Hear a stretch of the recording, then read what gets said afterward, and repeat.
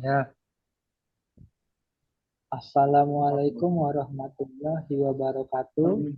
Waalaikumsalam warahmatullahi Warahmatullahi Waalaikumsalam warahmatullahi wabarakatuh. wabarakatuh. Selamat malam teman, selamat malam teman-teman yang berbahagia. Pertama-tama marilah kita panjatkan puji dan syukur kehadirat Allah Subhanahu wa taala karena telah memberikan rahmat sehingga kita dapat berkumpul di Zoom ini. Perkenalkan, nama saya Kunaiful Azam sebagai moderator dalam diskusi materi ejaan bahasa Indonesia yang disempurnakan. Pertama-tama, sebelum kita memulai materi, marilah kita membaca doa. Doa belajar. Bismillahirrahmanirrahim. Bismillahirrahmanirrahim. Itu billahi Itu billahi rabbal Islami dina wa bi Muhammadin nabiyya wa rasulah wa bi zikni ilman Ilman warzuqni fahman. amin. Baik teman-teman, langsung saja kita mulai ke sesi yang pertama adalah pembacaan materi. Penyampaian materi saya persilahkan untuk Mayasya untuk pemateri yang pertama. Oke, baik. Di sini saya akan menjelaskan tentang gabungan huruf vokal. Yang pertama itu ada monoftrong. Monoftrong dalam bahasa Indonesia dilambangkan dengan gabungan huruf vokal EU yang dilafalkan. Contohnya pada kalimat EU yaitu contoh posisi awal itu adalah kata European Union. Nah, contoh yang kedua itu pada contoh posisi tengah itu ada kauke. Nah, contoh pada posisi terakhir itu ada seuneu. Nah, kemudian di sini tuh ada diftong. Nah, diftong ini dalam bahasa Indonesia dilambangkan dengan gabungan huruf vokal yaitu I, A, dan OI. Nah, contoh dalam posisi kata awal itu di sini kita mengambil kata Aisyah. Nah, kemudian yang au ini kita mengambil contohnya autodidak. Nah, kemudian untuk contoh selanjutnya pada kata a yaitu eidetik. Kemudian di sini tuh ada kata oi yang kita ambil contohnya itu oyster. Nah, yang tadi itu kan contoh di awal. Nah, ini tuh ada contoh pada posisi tengah. Nah, kita itu mengambil contoh katanya adalah baik. Nah, kemudian yang au itu trauma, e itu kita keinan, dan yang terakhir itu ada toilet. Nah, untuk posisi yang terakhir adalah kata I yang kita pakai adalah contohnya santai.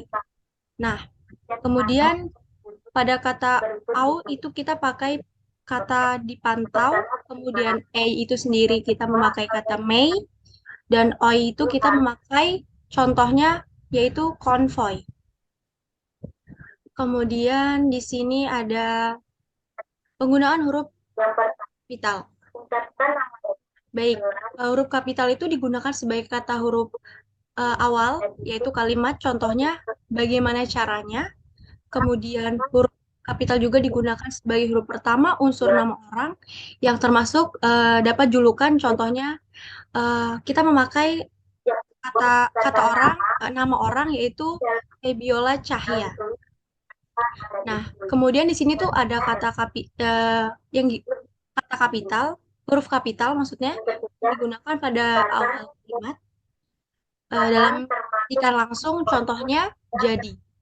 Jadi itu kalau misalkan menggunakan kata huruf petik itu kita pertama kali tuh pada di ujung itu, kemudian di depan dan di terakhir. Kemudian apa namanya?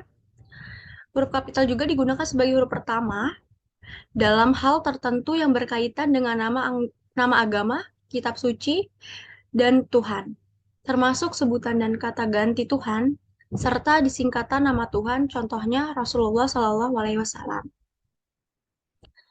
Selanjutnya, huruf kapital digunakan sebagai huruf pertama unsur gelar kehormatan, kebangsawan, keturunan, serta keagamaan atau akademik. Nah, contoh yang kita pakai itu, contohnya nama gelar seseorang ya, contohnya. Kemudian di sini digunakan sebagai huruf pertama unsur nama gelar seseorang ya. Oh, itu tadi udah. Kemudian huruf kapital yang digunakan selanjutnya itu huruf pertama unsur nama jabatan, eh, nama jabatan dan pangkat. Kemudian huruf kapital itu digunakan sebagai huruf pertama seperti pada nama bangsa, suku, kemudian nama aksara. Contohnya itu kayak suku, nama-nama suku misalkan. Contohnya kita di sini kita ambil tuh suku Dayak, kayak gitu.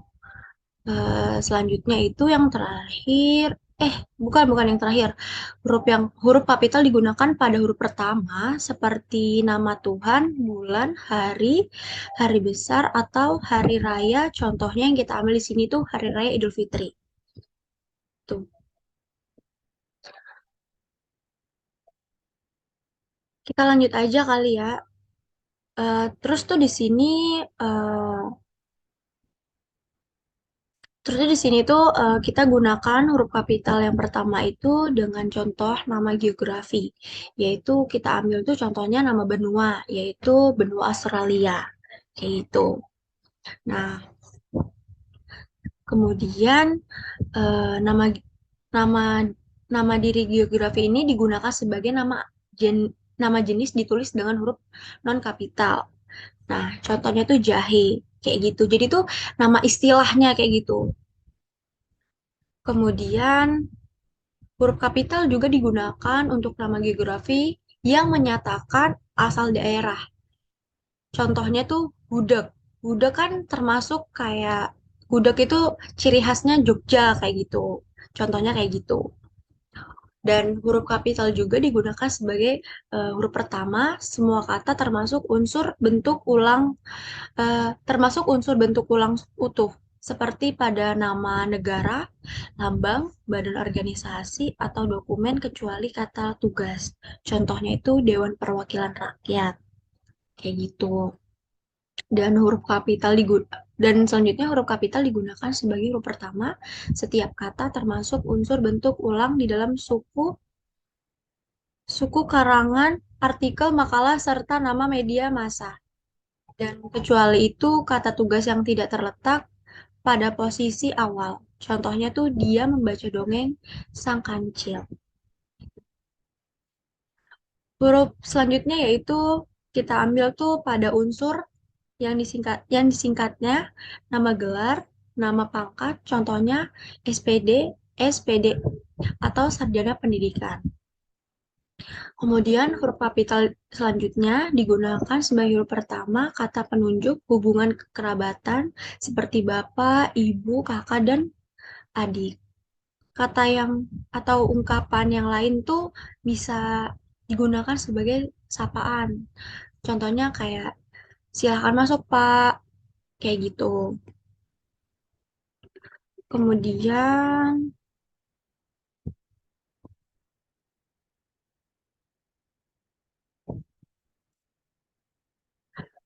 di sini terdapat penggunaan kata huruf miring. Yang pertama itu huruf miring digunakan untuk menulis judul buku seperti film, album lagu, acara televisi, siniar, lakon, dan nama media massa yang dikutip dalam tulisan termasuk dalam daftar pustaka. Contohnya itu Bhinneka Tunggal Ika dijadikan sebagai negara Republik Indonesia. Kayak gitu. Yang kedua itu huruf piring digunakan untuk menegaskan atau mengkhususkan huruf bagian kata atau kelompok kata dalam kalimat. Nah, contoh yang kita ambil itu di sini, contohnya berita itu muncul dalam surat kabar liputan 6. Selanjutnya, huruf miring itu digunakan untuk menuliskan kata atau ungkapan dalam bahasa daerah atau bahasa asing. Contohnya itu nama ilmiah jagung yalazeamai, kayak gitu. Eh, Selanjutnya, di sini kita penggunaan huruf tebal. Yang pertama itu huruf tebal dalam laporan atau karya ilmiah, kayak gitu. Bagian bab yang pertama itu kita di sini menggunakan algoritma. Nah, kemudian yang kedua itu ada graf. Nah, terus yang ketiga itu ada algoritma optimis. Kemudian kita jabarkan yang pertama itu pada algoritma, yang pertama itu dasar algoritma, yang kedua penyajian algoritma. Untuk yang graf itu, yang pertama itu dasar-dasar graf, kedua terhubungnya atau connectivity, yang ketiga itu jenis-jenis graf, yang keempat itu representasi graf dalam matris, yang kelima itu ada traveling salesman problem, yang ketiga yang yang ketiga itu adalah algoritma optimis ya. Nah, untuk yang pertama itu di sini swarm intelligence atau SI, dan yang kedua itu ada konsep dasar algoritma, dan ketiga itu deskripsi algoritma. Kayak gitu. Baik, terima kasih Maya atas penyampaian materinya. Sebagai penyampaian materi pertama, untuk pembaca materi kedua, saya persilahkan teman-teman di Zoom terlebih dahulu untuk menghidupkan kamera dan menghidupkan mikrofon. Saya persilahkan teman-teman di Zoom.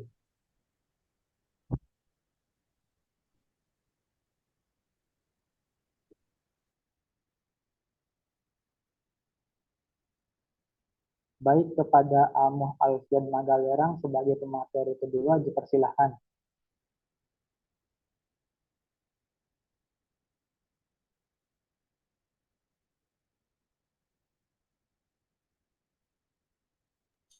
Penggunaan huruf ini.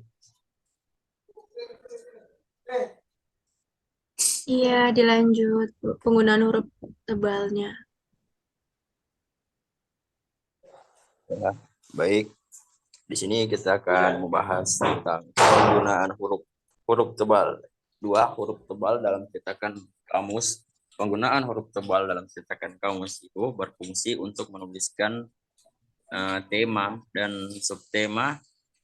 Selain itu, huruf tebal ditujukan untuk menuliskan lambang bilangan yang menyatakan polisemi.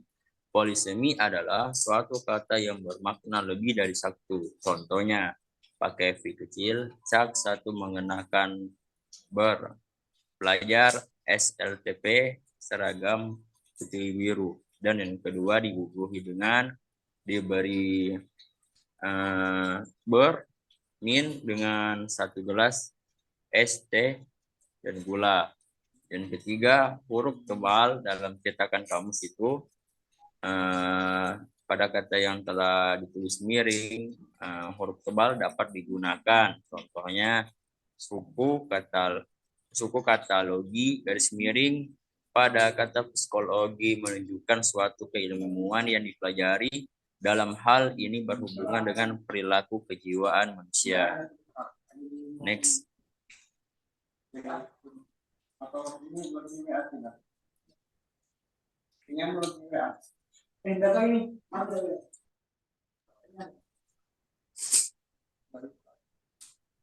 Lanjut ya.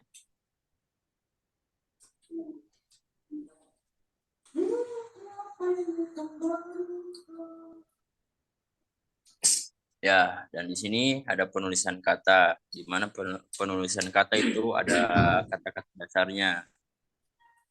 Menurut KBBI, yang dimaksud dengan kata dasar adalah kata yang menjadi dasar bentukan dari kata yang lebih besar. Contohnya minum, makan, pergi, kerja, dan lain-lain. Contoh kalimatnya seperti dia minum jus apel. Dan yang kedua, Roni lari mengejar ayamnya yang kabur. Dan ketiga, Tania beli jajan di warung dekat rumahnya. Dan yang keempat itu, kakak sedang tidur di kamarnya. Ya, itu merupakan contoh dari penulisan kata menurut KBBI yang dimaksud dengan kata dasarnya. Kata dasar yang dibentuk jadikan kata yang bisa sambungannya lah, hubungannya. Ya, lanjut Pak Moderator.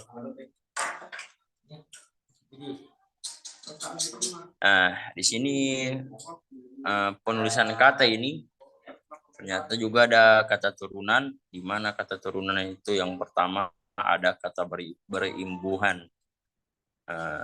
Yang dimana kata yang mendapat imbuhan itu seperti awalan, ada awalan, sisipan, akhiran, serta gabungan awalan dan akhiran. Ditulis serangkai dengan imbuhannya. Contohnya yaitu mempersulit. Dan yang kedua, kata yang mendapat bentuk terkait ditulis serangkai jika mengacu pada konsep keilmuan tertentu. Contohnya seperti ini, anti kekerasan. Itu merupakan gabungan dan akhiran. Dan yang ketiga itu kata yang diawali huruf kapital dan mendapat bentuk terikat di rangkai